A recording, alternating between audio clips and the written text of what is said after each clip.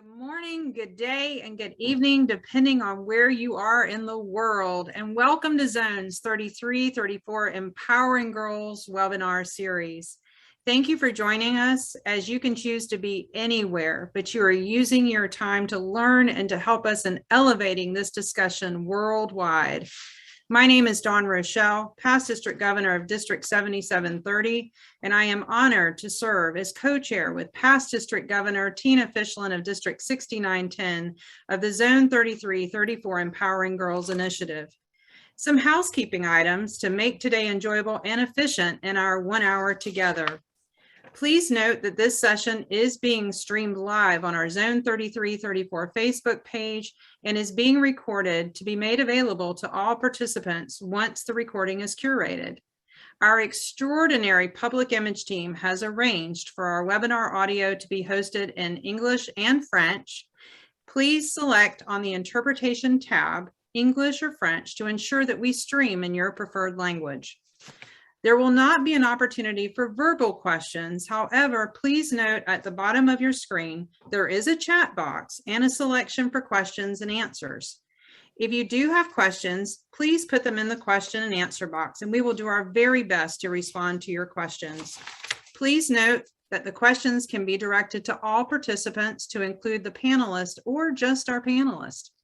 Right now, I'd like to ask you to use that chat box to type in the name of your Rotary Club and your location. We are so excited to see where hundreds of you are from participating all over this world today. I know that some of you are up in the wee hours and some of you are ready for bed. So let's get this webinar started. It is my honor to introduce current Rotary International Director of Zones 33 and 34 and our Chair of the Executive Committee of the Board of Directors for Rotary International, Peter Kyle. Empowering girls is something that Peter has been a catalyst for through various peace initiatives in Rotary. Connecting first to Rotary as a Rotary Ambassadorial Scholar, Peter has chaired both the Peace Fellow Alumni Relations Committee and the Rotary Peace Center Committee. A recipient of the Global Alumni Service to Humanity Award, along with the Citation for Meritorious Service and the Service Above Self Award, Peter understands deeply that when we work together, anything is possible. Please help me in welcoming to the Zoom screen today, Rotary International Director, Peter Kyle.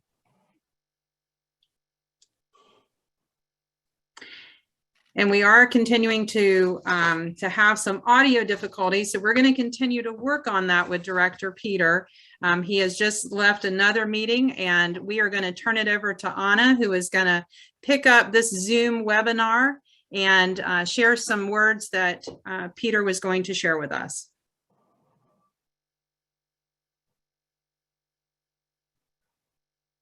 Hi, Peter. It looks like we can see you, but still not hear you.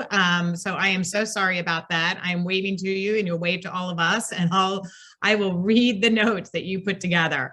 So this is from Peter, who just came back to the United States, I think late last night, and is having some audio issues, but he wishes us all a happy new year and welcome to this webinar on empowering girls presented by Rotary Zones 33 and 34. Over 400 Rotarians, and it looks like we're over 300 right now, have registered for this event. We are very grateful to you all for your interest and time on this topic.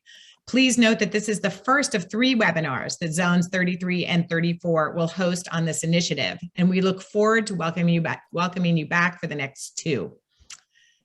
In February of 2021, Rotary International President Shekhar Mehta announced that empowering girls would be one of his presidential initiatives.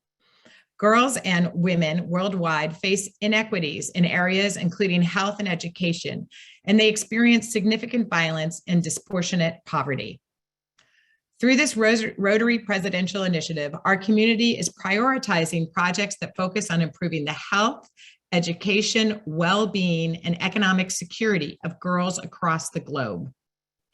Empowering girls means supporting them to ensure that their basic needs are met while working to transform the structures and institutions that reinforce and perpetuate gender discrimination and inequality. Today, we have two fabulous speakers joining us. As the chair of the Rotary International Task Force, Director Elizabeth Yusevich is leading this effort with President Mehta and our Rotary community expert on empowering girls. Ambassador Dr. Josephine Ogiambo, who Peter has worked with for many years, is an extraordinary diplomat, former Kenyan ambassador to the UN, and Rotarian who serves as Rotary representative to Unicef Kenya, among many other leadership roles in her country and the world. As the director of zones 33 and 34, I want to offer a special thanks to the ambassadors and deputy ambassadors in our zones, Don Rochelle, Tina Fishlin, as well as the extraordinary team of Kim Walden, Sean Patty, and Marshall Butler, who are the individuals who help us move ideas from concept to reality. So then Peter's job was to introduce me. And in case, for those who don't know me, I'm a member of Zone 3334 Empowering Girls Task Force. My name is Anna Patel. I'm the Rotary representative to UN Women, a Rotary Peace Fellow, and a member of the Rotary Washington Global Club. Peter, I hope I did okay channeling you. It's quite an honor to channel Peter Kyle, so thank you so much for that.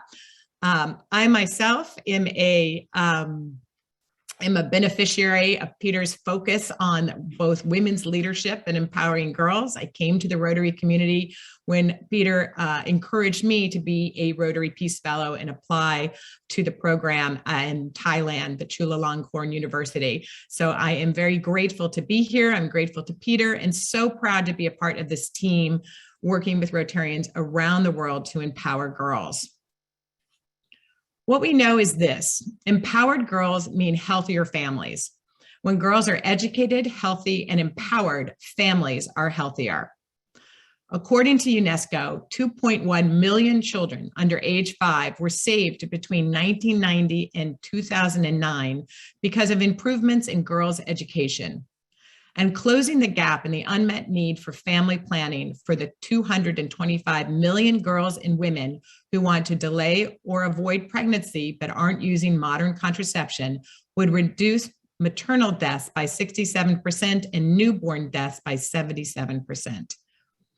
Empowered girls are key to breaking the cycle of poverty for families around the world. Research from the Brookings Institution has found that every additional year of school increases a girl's eventual wages by an average of 12%, earnings she invests back into her family. Empowered, educated girls have healthier, better educated children and higher wages, helping to break the cycle of poverty. Empowered girls also strengthen economies. According to a new Brookings report, increasing the number of women completing secondary education by just 1% could increase a country's economic growth by 0.3%. I am thrilled to introduce our two expert speakers on empowering girls today. I read a little bit of their bios while I was channeling Peter in his remarks. But I want to say again, Mrs. Elizabeth Yusevich is Rotary International Director for Zones 30 and 31 and a 24-year member of the Rotary Club of Kansas City Plaza, Missouri in the United States. She served as District Governor for Rotary District 6040 Missouri in 2008 and 2009. Her 20-year passion in Rotary is supporting orphans and at-risk children in Malawi, Africa. In October 2014, Director Elizabeth was recognized at the White House as a Rotary Woman of Action honoree. She is a recipient of the Rotary Foundation Citation for Meritorious Service and has twice received the United States President's Volunteer Service Award. She currently chairs Rotary's Global Empowering Girls Task Force. Director Elizabeth, I welcome you here, and I will then introduce the ambassador after you speak. It's really a pleasure to have you here, an honor to have you speaking on this topic. Right, thank you so much, Anna, and greetings to Ambassador Josephine and also to Director Peter, and good day to all of you. Thank you for joining us today, and thank you for this opportunity to be with you for this important conversation on Rotary's presidential initiative on empowering girls. And to begin today, I will share my screen. So give me a moment to do that. And I will provide a brief overview of the initiative and a context for the question, which I think Anna addressed in her remarks. Why girls? Well, clearly all children matter. And in this overview, I will give us a view of the world through that lens of girls, which hopefully will give us that context for the upcoming conversation. Let's begin with an explanation of this initiative. The Empowering Girls Initiative is a club and district level service opportunity, and it has been intentionally designed to encourage Rotary and Rotaract Club members and leaders, as well as district leaders, to participate in service projects that focus on the health, education, safety, well-being, and the economic development and economic opportunities for girls of our world. And it was with this basic purpose in mind that the Empowering Girls Task Force was formed by then President-elect Shekhar Mehta in September of 2020. And I have the honor to chair that task force. And our charge was and is to develop and launch the initiative for Empowering Girls, which is one of 3 presidential initiatives, along with presidential conferences and Rotary Days of Service. And to explain the global importance of this initiative to us as Rotary members across geographic regions and cultures, the task force began by doing some research on our partner organizations and gathering the data and identifying some of the challenges that girls face across the world. Some of them include the ones that Anna mentioned, as well as teen pregnancy, a huge challenge for girls worldwide, access to education, reproductive health, and nutrition. Although these challenges manifest in different ways in different regions and different cultures, these are common to girls worldwide. The task force also felt it was important to provide that context for club members as to the magnitude of these challenges. And so let's take a look at some of them. And this first one, child marriage. It's one of them, a heartbreaking one. 1 in 5 girls globally marries before her 18th birthday. Some of those girls are as young as the one pictured here. And 12 million child marriages occur globally each year.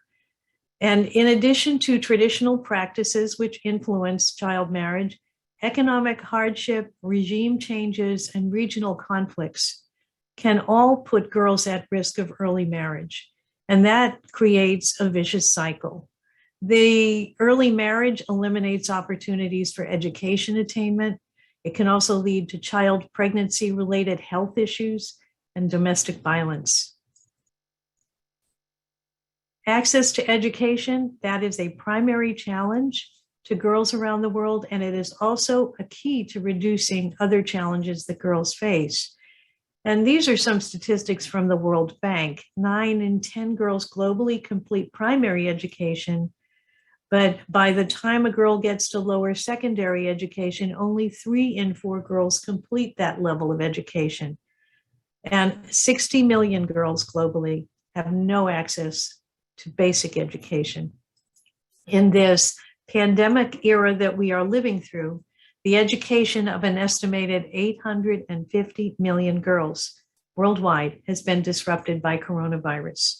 And that includes issues such as school closings, a lack of teachers and materials, having to work to supplement family income or lost family income, or sometimes staying home to do housework and childcare so that other members of the family can work. And if there are means to send children to school, the preference is often to send a boy. And then, as has emerged in this pandemic, digital inequity worldwide, which includes access to the internet as well as digital devices, that's become even more evident in all regions of the world and is a significant barrier and a challenge to achieving an education for a girl. Another example of providing context for Rotary members is this link between menstrual hygiene facilities and education attainment.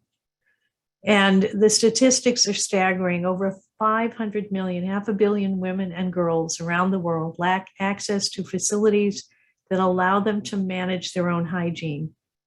And the lack of these facilities in schools is preventing millions of girls from achieving an education. If you think back to those statistics from the World Bank, lower secondary education is when most girls have that menstruation management issue, and that's when the drop-off is seen. Girls also are especially vulnerable to violence and to human trafficking.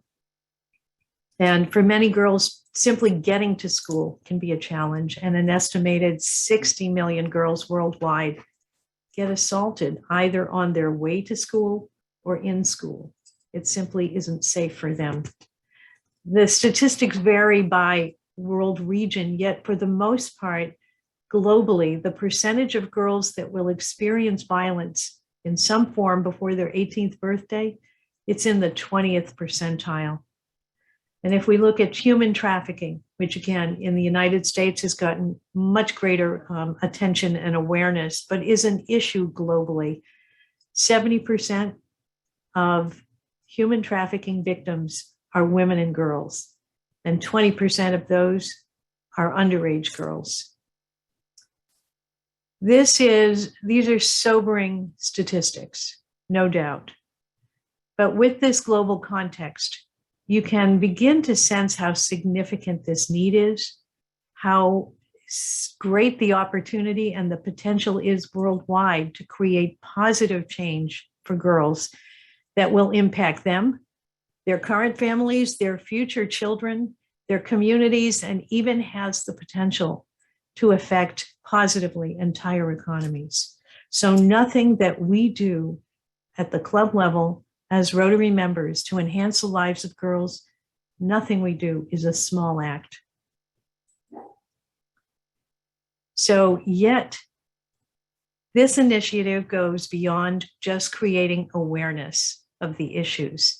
It is truly a call to action to Rotary members, to leaders, to clubs and districts to engage in these projects that enhance the well-being of girls, or to implement a current club project, but to do it through the lens of empowering girls.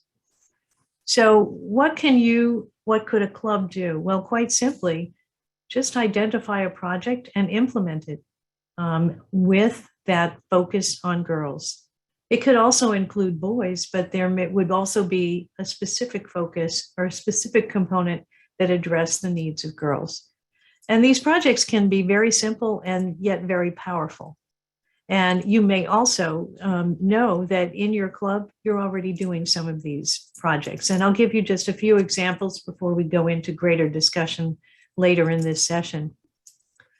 Scholarships. Many of our clubs offer scholarships to deserving students, and including a girl from an underserved, a diverse background is one way to implement an Empowering Girls project that has a very powerful impact on the life of that girl and her future. RILA sponsorship. Many of our clubs also sponsor students to RILA. Sometimes they are relatives or friends of families of Rotary members, and that's fine. We can also include a girl from an underprivileged or an underserved population for whom that RILA experience will truly be life-changing. It could be a program for teen mothers that focuses on skills like financial literacy or child and maternal nutrition. It could be focused on high school equivalency, education and testing for a teen mother, or self-defense or trafficking awareness for high school girls. It could be a water and sanitation project in a school in partnership with another club in another part of the world. The possibilities are truly endless and completely open to your club to select. And developing partnerships with organizations and agencies in your communities, as well as entities like the Rotary Action Groups, is a great way to develop and implement a project. This initiative also encourages clubs to measure the outcomes and the positive impacts of their projects, and to promote those projects on social media, and especially to enter them into the Empowering Girls campaign on Rotary Showcase that you'll hear about a bit later. If you haven't engaged in a project yet, there is ample opportunity and plenty of time to do it. Just reach out to your zone director in 33 and 34. That's Peter Kyle, who can put you in touch with the Empowering Girls ambassadors in your zones or regions. They're tremendous champions of this initiative. And in zone 33 and 34, there are some wonderful women who are absolutely passionate about this. Dawn Rochelle and her team, Anna Patel, Clinice Pat, Tina Fishlin, and Cindy Dora are just terrific examples of passionate and helpful ambassadors for this initiative. When President-elect Shekhar at International Assembly last year challenged the now governors to engage in this project, he said to them, "The girls of the world are waiting for you." The Empowering Girls Initiative is an answer to that challenge. And I would say to all of us, let's not keep the girls of our world waiting. And I hope that this brief overview provides you with a context for today's discussion.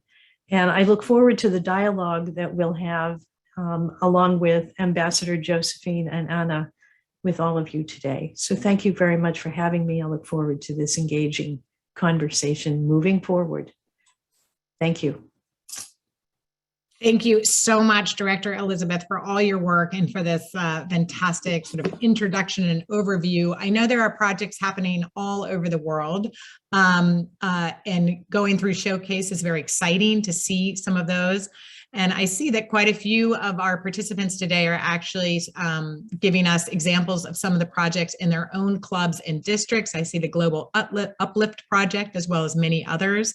I encourage you all to share those so we can all get ideas and see the different ways in which clubs and districts are and zones are working to empower girls. So please do that. And also please remember to put your questions in the Q&A function so I can keep track of them. So now it is my great pleasure and honor to introduce Ambassador Dr. Josephine Ogiambo, who is a medical practitioner and a diplomat who served as the Kenyan ambassador to the United Nations, as well as the Deputy Secretary General of the Commonwealth. She is an honorary lecturer at the College of Health Sciences, University of Nairobi, and an adjunct lecturer at School of Public Health, Kenyatta University. She is the 2020-2021 Vice President of the Rotary Club in Nairobi, Kenya. Ambassador Dr. Ogiambo currently serves as the Rotary International Representative to Unicef and the UN office in Nairobi. So with me, she's part of the Rotary representative community. Rotary has diplomats at international organizations and multilateral institutions around the world. She is also the Rotary liaison to the National Business Compact Committee on COVID-19. We have fuller biographies because these two extraordinary women have many laudits and history, experience, and skills, and that is on the Zone 3334 website that one of my colleagues will put in the chat. But now I am delighted to turn it over to Ambassador Dr. Josephine Ogiambo.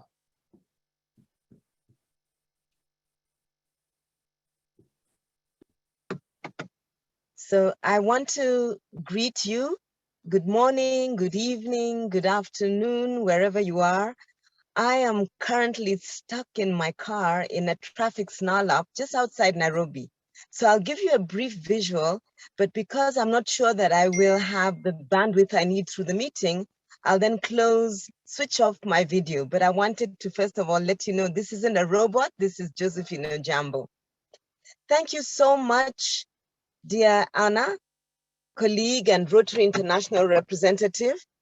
I also just want to acknowledge before I get going, Peter Kyle, my mentor and a pillar of strength in my Rotary journey, and my colleague and panelist, Director Elizabeth, who has spoken so well before me. Fellow Rotarians, Rotaractors, Interactors, and friends.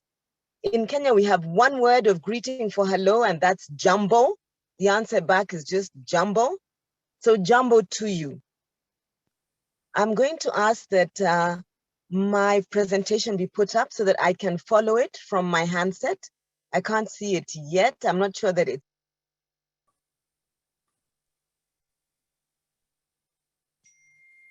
Yes, it was up. And Kim, are you able to get that back up?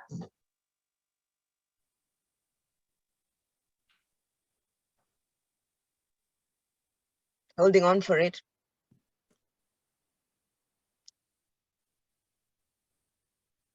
One second. If she can't do it, then I think I can do it.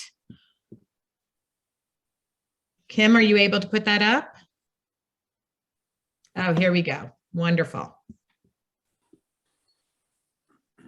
Thank you. So I want to just say thanks once again for this wonderful opportunity to share some of the work we're doing as Rotarians, and in particular, the work that I have had a pleasure of leading as Rotary International's representative to Unicef in Kenya.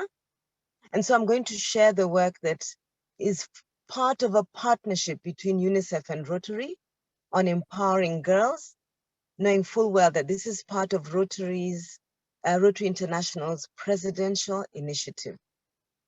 Thank you. So we can go to the next slide, please. So I want to focus a little bit more on the region, Africa, and specifically East and Southern Africa region. This is a region that has the UN headquarters based out of Nairobi, the capital of Kenya, where I'm speaking to you from. And in this region, there are several UNICEF offices, but in particular, there is a UNICEF office that works in Kenya and one based in Kenya that works in East and Southern Africa region called ESARO. ESARO has a number of priorities, but the most important are those that focus on young child survival and development, that focus on children and AIDS, a priority which is key to our activities as Rotary on basic education and gender equality, a focus on child protection, the human rights of children, and emergency preparedness and response, and I'll speak to that a little, and then cross-cutting programs, which include communication on all those priorities, and then specifically communication for development, and then monitoring and evaluation so that at every stage we're able to benchmark and monitor the progress of project implementation. And then of course the arm on supplies and logistics, which has become so important to our vaccination programs, particularly around COVID-19. ESARO comprises 21 countries in East and Southern Africa, and you can see those 21 countries on the map on the right hand of your screen. The next slide, please. I'll focus now on the work of Rotary with UNICEF in Kenya. Suffice to let you know that in November of 2019, we were delighted because for the first time at country level, Rotary International and UNICEF were able to announce a partnership, a country level partnership in Kenya that focused initially on providing water, sanitation, and hygiene, WASH, which is a mutual priority, in up to 400 schools across Kenya. And with the WASH program, a focus on ending violence against children through a campaign called the Spot It, Stop It campaign, which is being rolled out by Rotaractors and Interactors.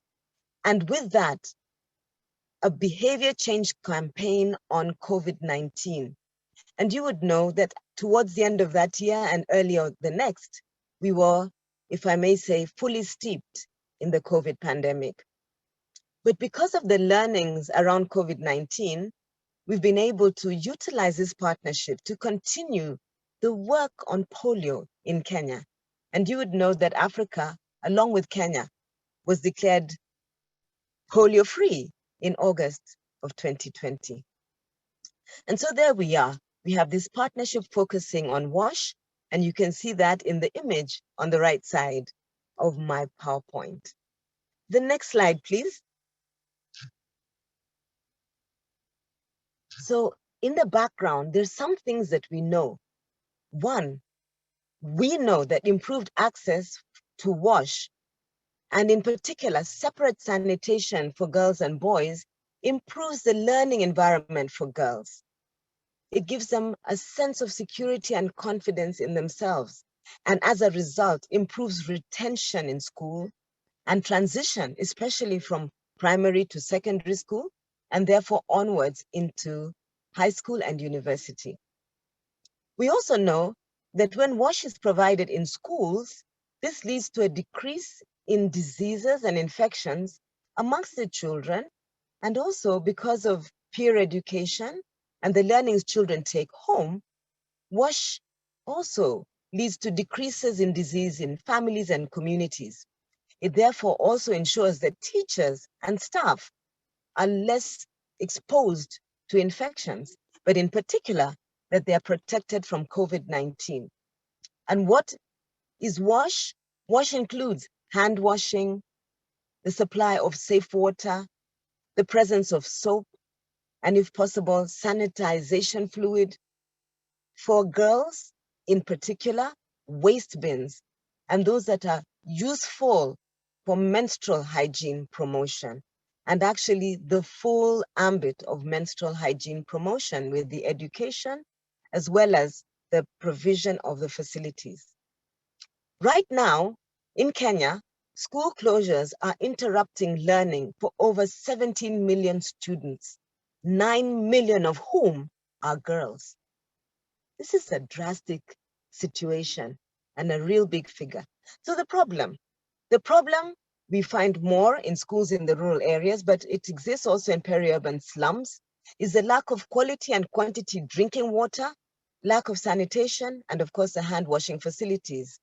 But we do know that the government has actually said that all schools are required to put COVID-19 measures in place before schools reopen, which is what's happening now with the control measures for COVID-19 in place. But we also know that adolescent girls miss school anyway during menstruation due to social and cultural beliefs, and Elizabeth spoke about culture. In our setting, cultures is very strong, and due to practices related to those beliefs.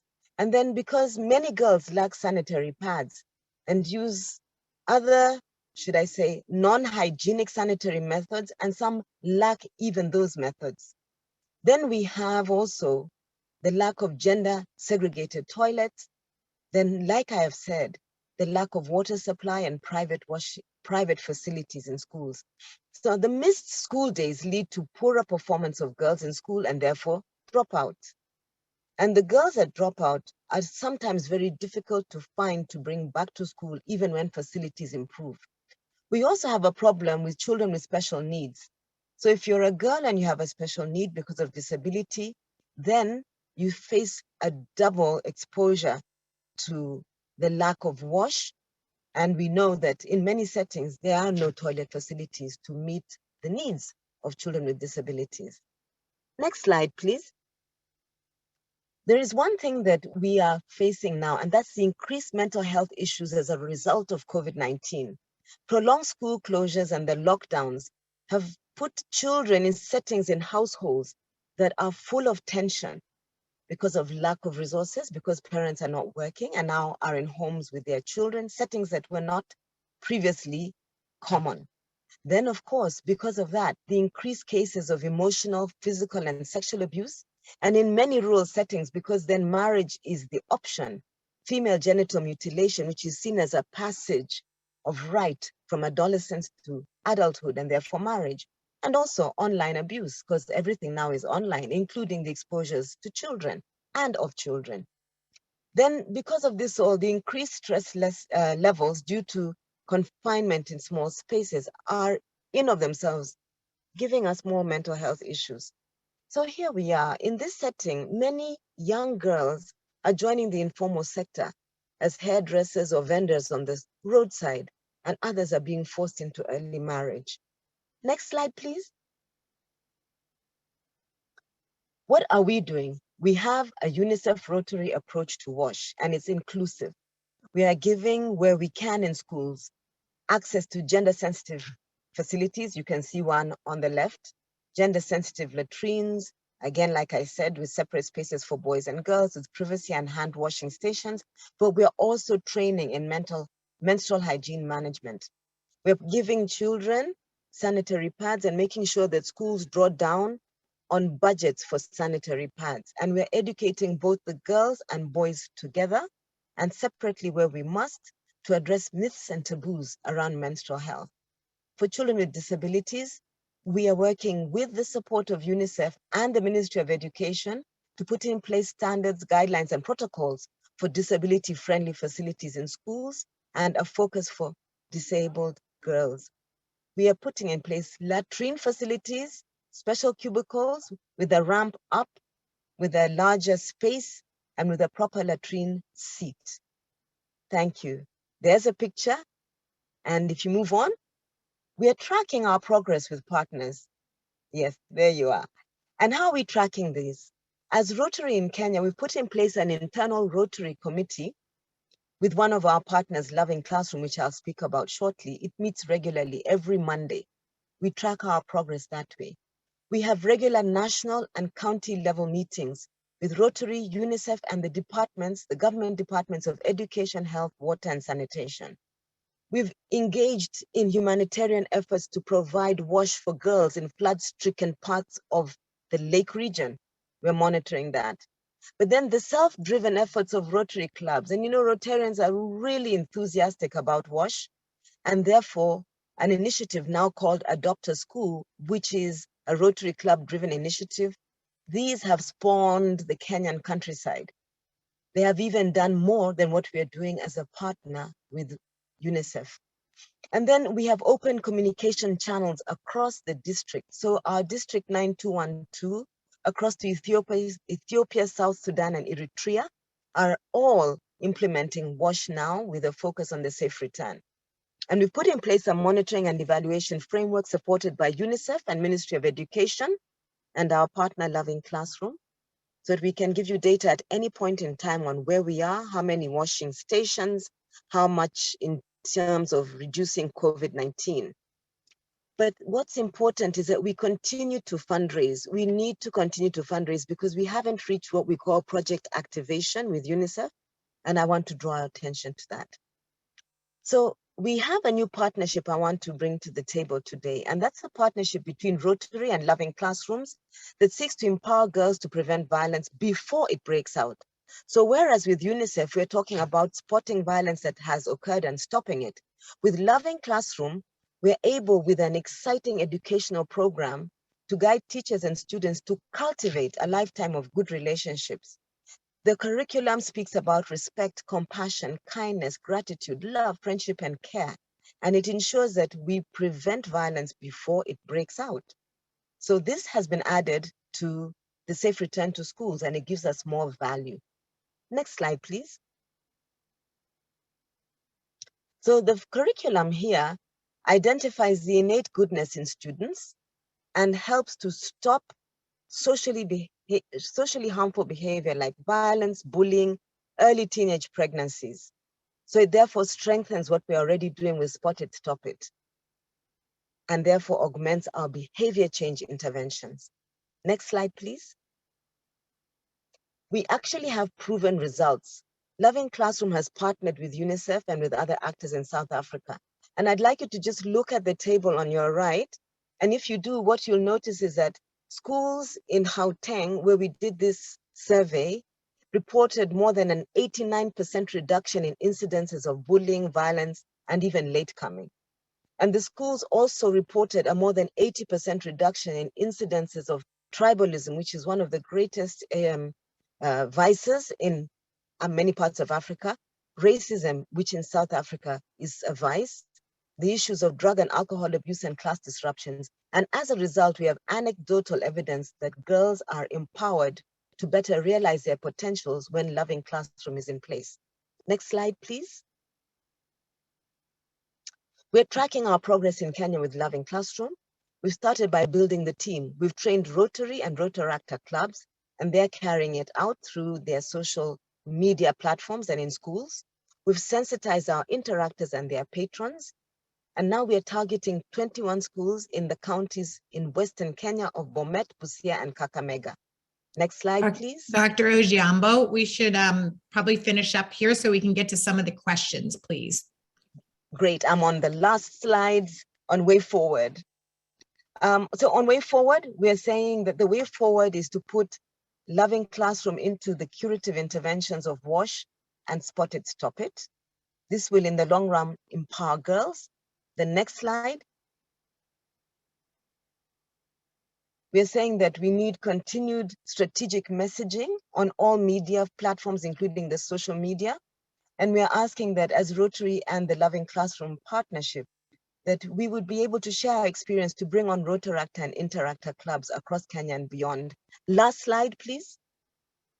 Wow, here we are.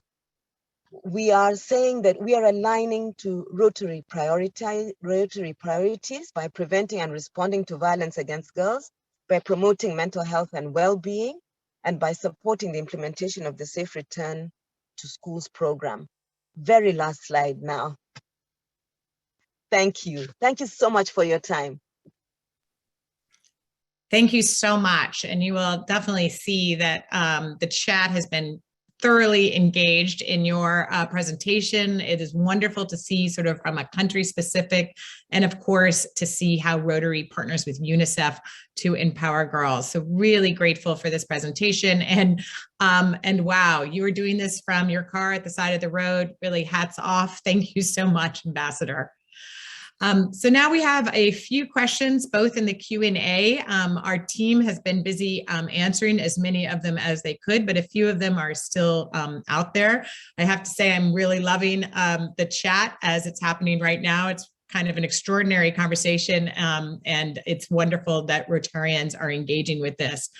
But Director Elizabeth, just to get us started, what makes for a successful Empowering Girls project for Rotary? You know, that is such an excellent question, and I'm really pleased that you answered that. As I mentioned, it's completely open to a club to define what type of project makes the most sense for their community and their club. But I would say there are three components that make a really great project. One is that it is based on identified needs for the girls in the community in which the club is working. That's first and foremost. Secondly, is that it provides an opportunity to a girl or a group of girls, a segment of the population of girls in that community who would not have those opportunities otherwise. And third is that it really leverages the partnerships in Rotary, within Rotary, and in your community. Ambassador Josephine talked about the UNICEF Rotary partnership. If you don't have UNICEF in your community, you have other NGOs, non-governmental organizations, and not-for-profit organizations with expertise. And those are wonderful partners on this kind of a project. So identified needs, opportunities that girls wouldn't have normally, and then leveraging the partnerships.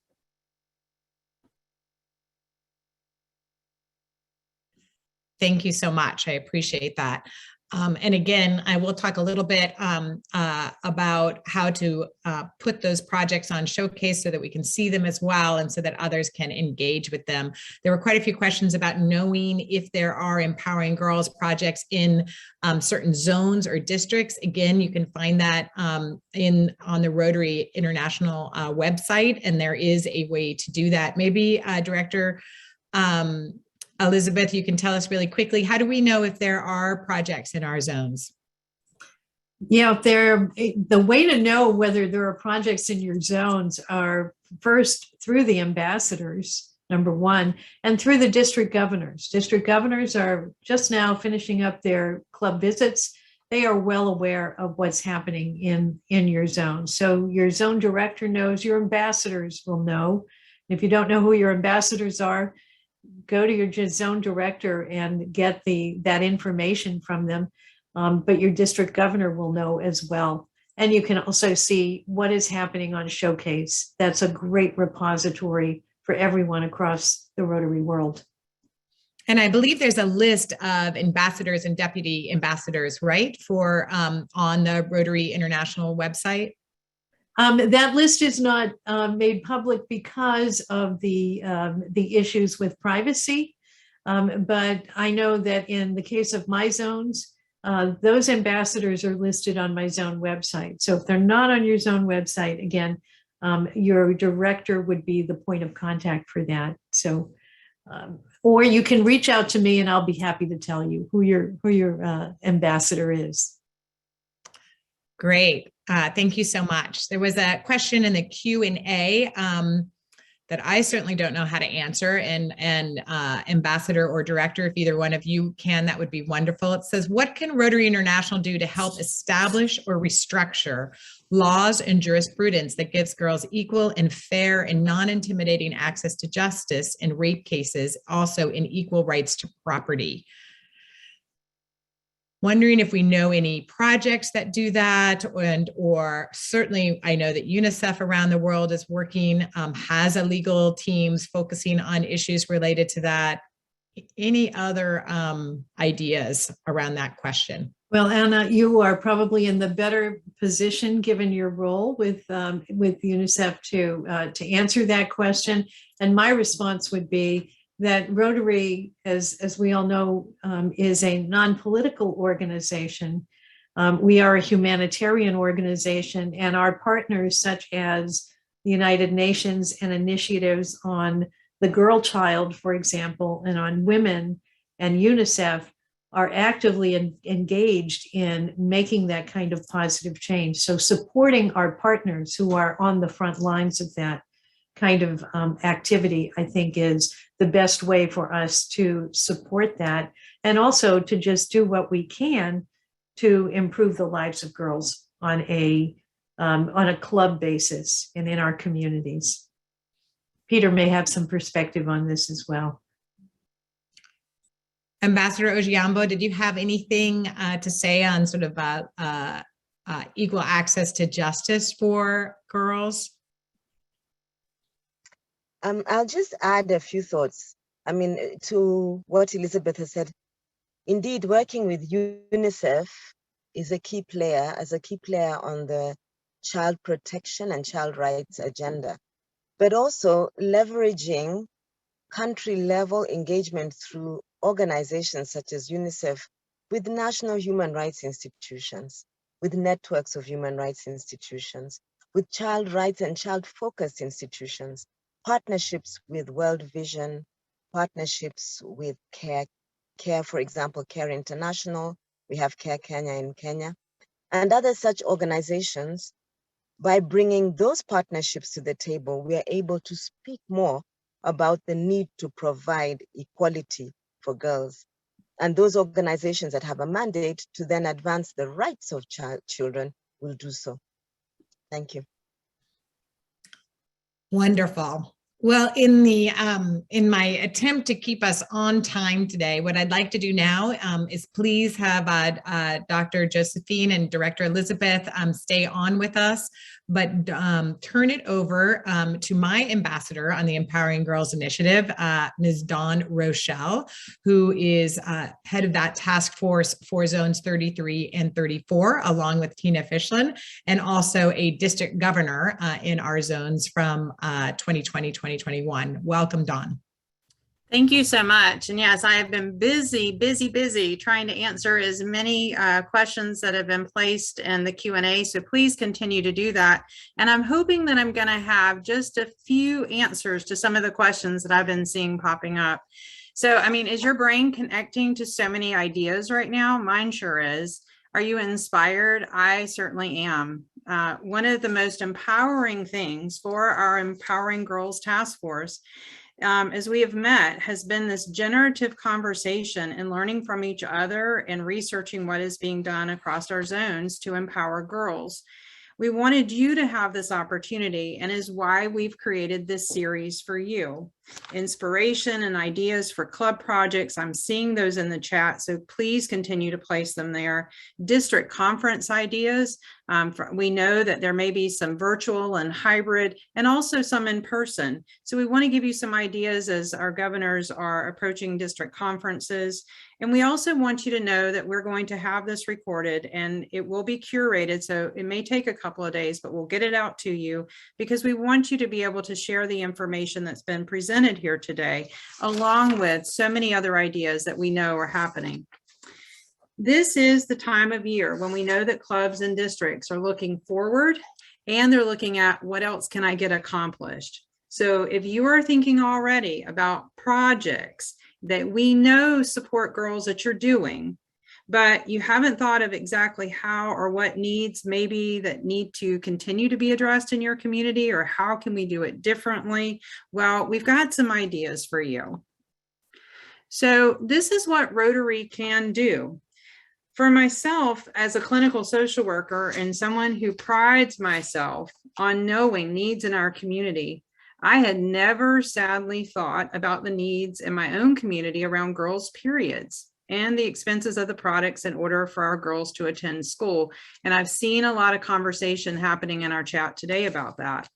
And just a few conversations that I've been able to hold in the last few weeks, others have not seen it as an issue either, but our teachers see it as a need and often provide the supplies in classroom without ever having a conversation about it being a need because they just want to help the girls stay in school. But this is something that I can do something about, but not alone. We are all stronger together, and this is what this conversation is about today. So as the rollout of our series has begun, several of you have messaged Tina and I with some incredible projects. And we know that there are hundreds, if not thousands, of projects that are happening across our two zones and the world. We do need them in Rotary Showcase. Rotary Showcase is something that is provided by Rotary International as a way to house all of the ideas that many of us are sharing in this chat today. We need them there so we can help highlight them and connect. Doing good in our world matters, and we need to share these stories of success and their impact. Now, if you're like me and you just had this, I'm into, we all have these platforms that challenge us across the internet. So no worries, our technical support team is ready for you. And you'll find a PDF that's going to be placed in the chat. And we'll also be emailing that out to you as a reminder of how to access Rotary Showcase. Paying attention to these details elevates your club to potentially find other like projects that you're interested in your own district, certainly in our zone. And really, if you look in Rotary Showcase, you will see those happening across the globe.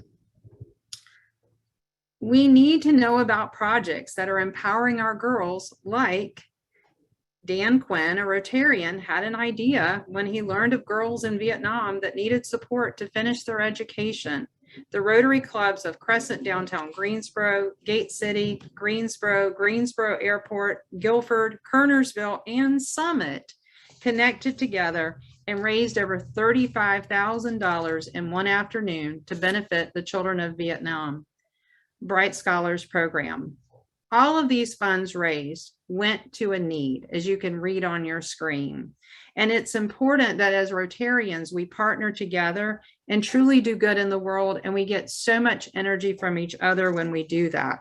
One of the pieces in the chat asks, so how do I have more information about becoming a Rotarian? And if you are joining this call today and are not yet a Rotarian, we welcome you to put your information in the chat, and we'll make sure that we connect you because we need more members doing good in the world, and we welcome you.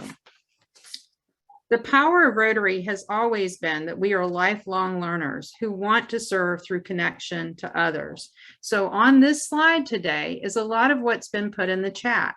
You're asking for resources. How do we do this? How can we do this? We see this as a need.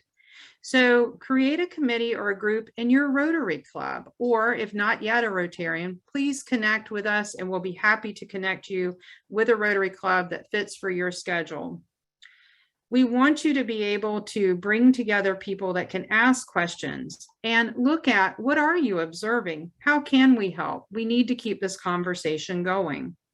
This presentation will be available to show in part or in its entirety to help you start that conversation. In our zones 33 and 34, Tina and I are available to present to your clubs and to our districts. Every zone in our world, as has been mentioned, has assigned ambassadors. So if you need to know who your ambassador is, just let us know in the chat. And as Director Elizabeth said, just reach out. We'll be happy to connect you. Your time today shows that this is a need and that you want to be a part of solutions. So let's keep this conversation going. Thank you again to our moderator, Anna Patel, and to our panelists, Director Elizabeth and Dr. Ogiambo. Your time today inspires us to know that we can increase our impact through projects and protect, empower, and create equity for girls. And again, none of us could do this work without our fabulous PI team. A huge thank you goes to the Zone 34 Public Image team and our translators that have joined us today. So Director Peter, we wanted to make sure that you had a chance to say a few words. We will stay on. We know that we are at time, but we were a couple of minutes in getting late. And so we wanted to make sure we answered more questions and also to give Director Peter a chance to close us out. Great. Well, thank you, Anna. Thank you, Tina. Thank you, Dawn. Thank you for so many people. This has been fabulous. Special thanks, of course, to my friend Elizabeth and my great friend Josephine. Lovely to see you both on the call, and your presentations were just outstanding. This has been a great start to the series, and I know President Shekhar would be proud if he'd had the opportunity to listen to what I've had to listen to. I've enjoyed listening to today, and we'll make sure that he gets to hear about this.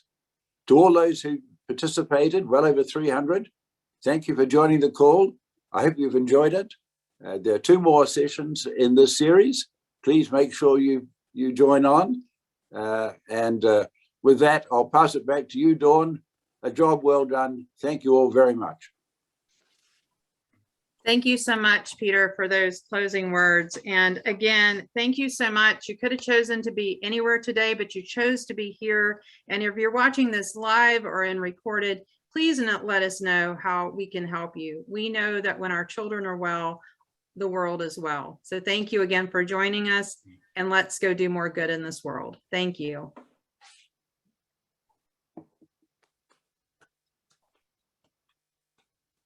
So we're really grateful, but also going to just stay on and chat some of the questions that came up. Most of them, I would say, really check out the Rotary International website. Look at the showcase and the diversity of projects all over the world that are focusing on empowering girls.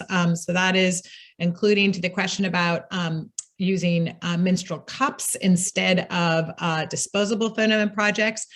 Though I will say that many of the menstrual pad projects are reusable pads. Those are things that can be washed and then reused again. But please check out the showcase because there are so many projects there, so many ideas for clubs and districts that want to get involved. Kathy Dawn explained how to get on Showcase, but it's a pretty clear and easy process if you get on the Rotary International website. I believe that we also in the chat, which I'm trying to find, we also had, I can resend it. We also had something there about how to do it, how to get into it. There are instructions on the website about how to uplift or how to upload your project description onto Showcase. And we really encourage all of you to put your projects up there. Many Rotary clubs have been working on empowering girls for years, if not decades. Get those projects up there so we can really see the diversity and the breadth of projects that are there. Someone is asking, how can I do this if I'm not a Rotary member? Join Rotary. But if not, certainly Unicef has a lot of projects around the world, and Unicef is prevalent throughout the United States and the world. That is one. Other groups that focus on this and organizations are Girl Scouts that have been mentioned here. Many of the humanitarian organizations like CARE and Mercy Corps have a special focus on girls. And when will the next Zoom event be scheduled? Thanks, Marta, for that question. I'm just going to continue to answer until we don't have anybody here. We are looking at March 17th or 18th in the morning. The reason it hasn't been determined yet is because the webinar will also be for Rotarians, but also part of the annual Commission on the Status of Women, which is the United Nations annual conference and focus on women and girls. And so we're waiting for a confirmation of our time. That will be a 90-minute session, and it will focus on specific projects, Rotary and Rotary partnerships that empower girls around the world. Yes, thank you. And one of the things as we talk about membership, and if people are not yet connected to Rotary, consider reaching out to us. And if we cannot connect you with a Rotary club in terms of time and how it meets your schedule, we'll help you form your own club. So just let us know, just message us. We'll be happy to. We've got many focus groups that are now meeting around specific issues. And so if there's not one that is meeting in your area, there's lots of virtual opportunities all around the world that we can connect you to or actually help you in terms of creating a new club. So there's a question, Anna, in the chat that says, how can I get involved with UN directly? This is from the president-elect from Rotary Club of Potomac. Oh, I didn't see that. How can I invite with UN directly? That's a difficult question to answer. I would say as a Rotary Club member, your best way is through your representatives.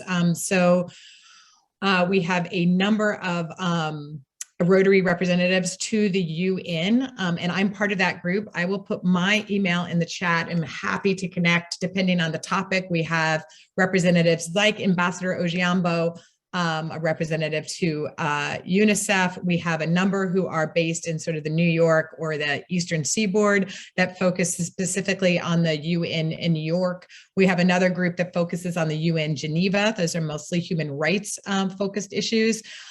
So there's quite a number, and I will put my email in the chat. It's anna@noisywomen.com. And that is for Pallavi Gowda and anyone else who's interested in a connection to the UN. I can do my best to do that. Rotary UN Day will be with UNICEF, and we'll focus on empowering girls this year, and that will be on March 25th and 26th. So very much looking forward to having some of you join us there. And are there any other final questions as we look to close out our session today? I see a question from Mark Andrews in the Q&A, interested in working with Afghan refugees, including young women in the US. There are quite a number of Rotary clubs who are working with Afghan refugees, and hi, Mark. So there is actually a Rotary Peace Fellow group on that. You're welcome again to use my email, anna@noisywomen.com, to reach out to me, and I can connect you to those groups who are working with Afghan evacuees and refugees in the United States. There is also someone has said that there's a name in the Q&A would like to join a club. So there's two ways. If you would like to email me, and I'll put my email in the Q&A as well. You can also go to rotary.org and fill out your email information on how to become a member, and it will be sent directly to your district's membership chair as well. Yes, and again, the ambassadors for the Empowering Girls, this is what I'm understanding from Director Elizabeth. That list is not available to the public, but you can contact your director. Is that right, Director Elizabeth? That is correct. However, the directors have decided to distribute that information to their clubs and districts. That's the way to get it. Your district governor should also have that information. It's been distributed to every district governor. Fantastic. Well, we're at the 12:10 mark. Thanks again to everyone. Dawn, amazing job. Peter and our incredible speakers. Looking forward to having you all on future ones. And we are, I think, ready to close this out and move maybe to Marshall's postmortem. Thank you so much, everyone.